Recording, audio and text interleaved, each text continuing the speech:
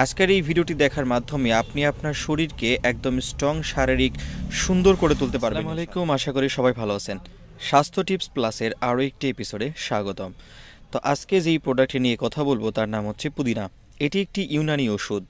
এর কোম্পানির নাম হচ্ছে botanic laboratory Unani limited, Dhaka, Bangladesh. সম্পূর্ণ হার্বাল ইউনানি মেডিসিন, যার কোনো পার্শ্ব প্রতিক্রিয়া নেই। তো এবারে আসি, এটা কি কাজে ব্যবহার করা হয়, কারা কিভাবে সেবন করবেন। তো এটির নাম হচ্ছে আরক পুদিনা। এটির কার্যকারিতা হলো সাধারণ দুর্বলতা, স্নায়বিক দুর্বলতা, যকৃতের দুর্বলতা, রক্ত স্বল্পতা, বায়ুনাশক, কোষ্ঠকাঠিন্য, স্লেমা, পুষ্টিহীনতা, ভিটামিন এ ও সি এর ঘাটতি দূর করে, দেহের রোগ প্রতিরোধ ক্ষমতা বাড়ায় এবং বয়সের সাথে শারীরিক গঠনের সহায়তা করে। ইহা খাদ্যর সহায়ক শক্তি হিসেবেও কাজ করে। অর্থাৎ যাদের মুখে রুচি একদমই নেই, যারা অত্যন্ত চিকন শুকনো টাইপের, যাদের চোয়ালের মাংস একদম মুখের মধ্যে চলে গেছে, তো তাদের জন্য সুখবর।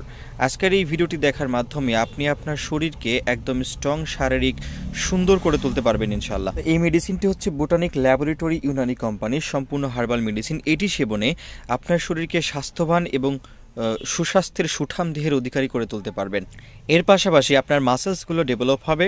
এই মেডিসিনটি সেবনের ফলে আপনার ব্রেইন ডেভেলপ হবে, রক্ত স্বল্পতা দূর হবে, মুখে রুচি আসবে। যারা বলেন যে বিশেষ করে মেয়েদের মুখে রুচি একদমই থাকে না, বা যেসব পুরুষদের মুখে রুচি একদমই নেই, চাপাচোপা ভেঙে গেছে, তাদের জন্য এই মেডিসিনটি অত্যন্ত কার্যকর। আপনি এক ফাইল সেবন করে এর ফল 3 দিনের মাথায় বুঝতে পারবেন।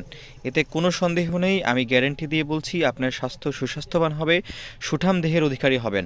সম্পূর্ণ হার্বাল কোম্পানি, কোনো পার্শ্ব প্রতিক্রিয়া নেই, নিঃসন্দেহে সবাই সেবন করতে পারবেন। এটি আসলে 12 বছরের উপরে যারা আছেন সবাই সেবন করতে পারবেন। আপনারা চাইলে এই মেডিসিনটি সরাসরি আমাদের থেকে সংগ্রহ করতে পারেন। ভিডিও ডিসক্রিপশনে আমাদের ওয়েবসাইট পেজের লিঙ্ক দেওয়া রয়েছে।